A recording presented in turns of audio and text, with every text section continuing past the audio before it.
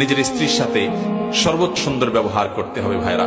আল্লাহ বলেছেন ওয়াশিরুহুন্না বিল মারুফ, তাদের সাথে সুন্দর আচরণ করো। আমাদের অনেক ভাইরা আছেন বাহিরে অনেক ভালো, কাস্টমারের সাথে ভালো, ক্লায়েন্টের সাথে ভালো, পরিচিত অপরিচিত মানুষের সাথে ভালো, কিন্তু নিজের স্ত্রীর সাথে যা তা আচরণ, বদরাগ আছে না নাই? বেচারের উপরে যত রকমের টর্চার, অবিচার, গালমন্দ, বাজে কথা ঘরে ঘরে। অনেক লোক আছে বাহিরে অনেক সভ্য ভদ্র, ওনাকে মানুষ অনেক ভালো জানে, কিন্তু ওনার বউ জানে ওনার চরিত্রের হাল কি, ঠিক কিনা? এই জন্য নবী করিম সাল্লাল্লাহু আলাইহি ওয়াসাল্লাম বলেছেন যে খায়রুকুম খায়রুকুম লিআহলিহি ওয়া আনা খায়রুকুম লিআহলি। তিনি বলেছেন তোমাদের মধ্যে সবচেয়ে ভালো মানুষ কে? এই মাহফিলের মধ্যে সবচেয়ে ভালো মানুষ কে?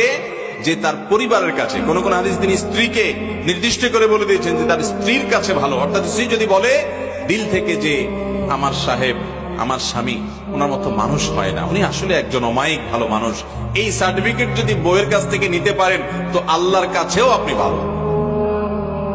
নিতে পারবেন সবাই? যায় বাসায় বউকে জিজ্ঞাসা করবেন যে হাদিসের ভাষ্য মতে তোমার সার্টিফিকেট ছাড়া আমি ভালো হওয়ার সুযোগ নাই, আসলে আমি মানুষটা কেমন বলো।